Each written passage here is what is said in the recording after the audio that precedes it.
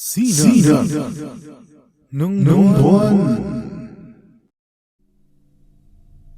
Nagsimula ang lahat noong mga unang buwan ng pandemya nang mahigpit na ipinatupad ang mga lockdown at curfew. Ako'y nasa edad na 21 noon at nakatira sa isang maliit na bayan sa probinsya. Katulad ng ibang bayan, may striktong curfew na alas 8 ng gabi sa amin.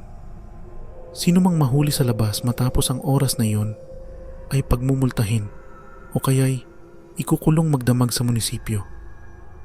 Dahil sa lahat ng tao ay nasa loob ng kani-kanilang bahay, nagsimulang kumalat ang mga kwento ng mga kakaibang pangyayari. Nagsimula ang kwento ko sa isang gabi ng Agosto. Malakas ang hangin at ang ulan ay tila hindi titigil, bumabagsak sa mga bubong na parang nagwawala. Nanonood ako ng telebisyon kasama ang nakababata kong kapatid na si Lainey nang biglang mawalan ng kuryente. Napuno ng dilim ang buong bahay at tanging tunog ng ulan lang ang maririnig. Nagmamadali kaming maghanap ng flashlight. "Kuya, matulog na tayo," pabulong na sabi ni Lainey. Nanginginig ang boses niya at kita ko ang takot sa kanyang mga mata. Ayaw na ayaw niya ng dilim. "Sandali lang," sabi ko. Nagmamadaling hanapin ang kandila at posporo. Nang may sindi na ang kandila, nagliyab ito ng bahagya at nagbigay ng mahahabang anino sa mga dingding. Doon namin narinig isang malakas at desperadong katok sa harap ng pinto. Napahinto kaming dalawa. Walang dapat na nasa labas ng ganong oras, lalo na't may curfew at malakas ang bagyo. Tumingin ako sa orasan. Lagpas alas 10 na ng gabi. Bumilis ang tibok ng puso ko. "Kuya, wag mong buksan," pakiusap ni Lainey. Mahigpit na kumapit sa braso ko. Palaging takot si Lainey sa mga kwento ng kababalaghan na ikinuwento ng lola namin. Dahan-dahan akong lumapit sa pinto. Dala ang kandilang nanginginig ang liwanag. "Sino yan?" tawag ko. Pilit na tinatago ang kaba sa boses ko. Walang sagot. Nagpatuloy ang pagkatok. Mas malakas at mas nagmamadali ngayon, na para bang ang nasa kabila ng pinto ay nasa bingit ng kapahamakan. Laban sa aking sariling pag-aalinlangan, binuksan ko ng kaunti ang pinto at sumilip sa madilim at pasanggabi.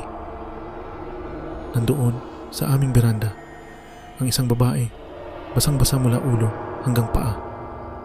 Ang buhok niya ay nakadikit sa kanyang mukha at suot niya ay isang lumang damit na parang noong dekada 40 pa.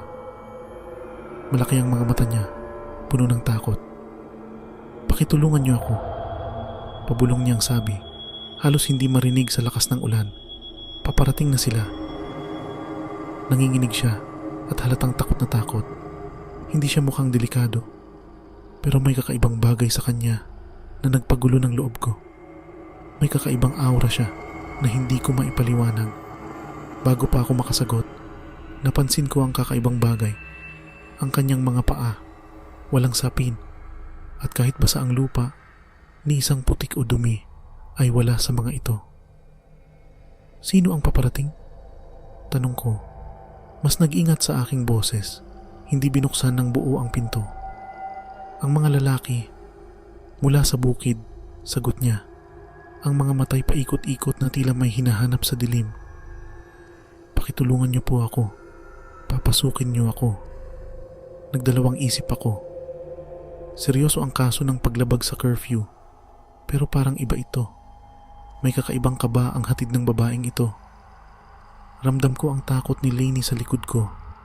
Tahimik na nagmamakaawang isara ko ang pinto. Bigla, sa malayo, may nakita akong gumalaw. 3 figura ang papalapit mula sa kalsada, dahan-dahan at parang alon. Nakabarong Tagalog ang mga ito. Mukhang hindi nababagay sa masamang panahon, pero ang nakakatakot, tila lumulutang sila sa lupa na parang hindi tumutuntong. Napansin din ito ng babae. Nanlaki ang mga mata niya sa takot. "Maawa na kayo," bulong niya. Nanginginig na ang boses. "Huwag niyo akong hayaang kunin nila." Dumaan ang malamig na hangin sa likod ko. Para bang may kung anong boses sa loob ko na nagsasabing isara ang pinto at ilak ito. Hinila ko si Lainey at dahan-dahang sinara ang pinto. Ngunit bigla na lang lumundag ang babae. Mahigpit na kumapit sa gilid ng pinto na tila may lakas na hindi pangkaraniwan. Ang mga mata niya ay tumingin sa akin na may halong galit at pagmamakaawa. "Huwag mo akong isara," sabi niya sa isang boses na hindi na nanginginig sa takot kundi puno ng matinding galit. Sinara ko ng mariin ang pinto gamit ang buong lakas ko. Isang malakas na tunog ang bumalot sa bahay, sinundan ng nakakakilabot na katahimikan. Naririnig ko ang tibok ng puso ko. Umiiyak na si Lainey, mahigpit na nakayakap sa braso ko. Pagkatapos, narinig namin ito, ang mga bulong.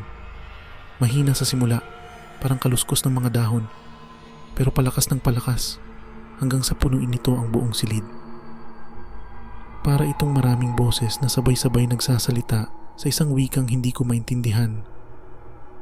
Umatras ako palayo sa pinto kasama si Lainey. Ang kandila'y palyado na at halos mamatay na. Sa maliit na bintana sa tabi ng pinto, nakita ko ang mga figura na nakatigil sa harap ng aming bahay. Nakatitig lang sila, ang kanilang mga mukha'y natatakpan ng anino. Biglang tumigil ang mga bulong. Nakakabingi ang katahimikan. Nagsimulang humagulhol ang babae sa labas. Isang mababa at malungkot na tunog na nagpatayo ng balahibo ko. "Maawa na kayo. Maawa na." Paulit-ulit niyang sabi habang napuputol ang boses niya. At bigla, gumalaw ulit ang tatlong figura. Dahan-dahang lumapit sa pinto.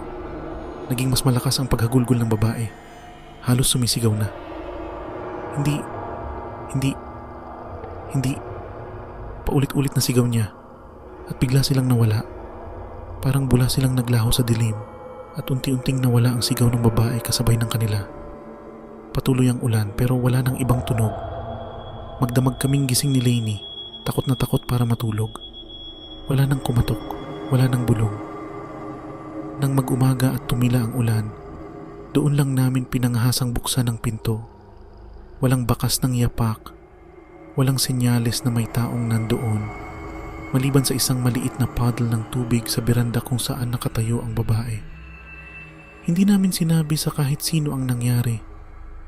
Takot na mapagkamalang baliw, pero nanatili sa amin ang alaala ng gabing iyon. Ilang linggo ang lumipas. May narinig akong mga matatanda sa palengke na nag-uusap tungkol sa isang babae mula pa noong dekada 40 na sinasabing nagpaparamdam sa mga bukid. Nahuli raw siya sa labas nung curfew sa panahon ng hapon at hindi na nakita pang muli. May nagsasabi na mga sundalo ang kumuha sa kanya. Ang iba na may naniniwalang mas nakakatakot pa ang nangyari. Hindi ko alam kung ano ang naranasan namin ng gabing iyon. Pero isang bagay ang sigurado. Kapag may kumatok sa inyong pinto matapos ang curfew, lalo na sa isang maulang gabi, mag-isip muna bago magbukas. May mga kaluluwa na mas mabuting iwanan sa labas. Sina ng buwan.